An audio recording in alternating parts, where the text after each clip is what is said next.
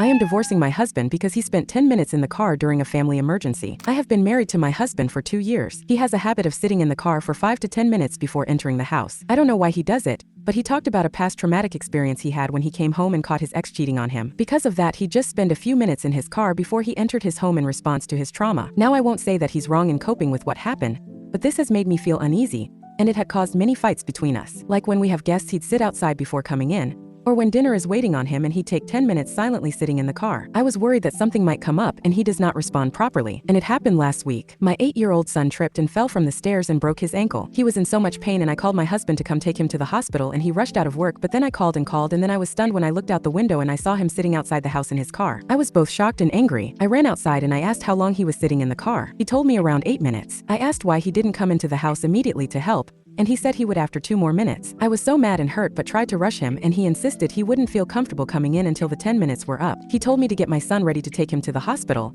but I started screaming at him nonstop, telling him this was a family emergency and that he was out of his mind to behave like that. It might not have been my best response, but I was shocked by his behavior and quite concerned because I had this situation always stuck in the back of my mind, thinking about what my husband would do when there's a family emergency. I ended up taking my son by myself when my neighbor intervened and offered to take us. We went to the hospital and later my husband came and tried to talk to me, but I refused. I then went to stay with my mom and texted him that I wanted a divorce. He tried to rationalize and justify what he's done, saying he could not help it, and that he was nervous and wanted to help my son but felt stuck. I refused to reply to his messages, and days later his family literally harassed me, saying I was making my husband's trauma more severe and that I disrespected his boundaries by pushing him off his limits. I feel lost and unable to think because of the whole ordeal. My family is with me on this, but they can be biased sometimes. My husband is still trying to basically talk me out of divorce, saying I'm making a huge deal out of it. I feel like I no longer have trust in him, especially when it comes to serious stuff like how cold he acted in a family emergency.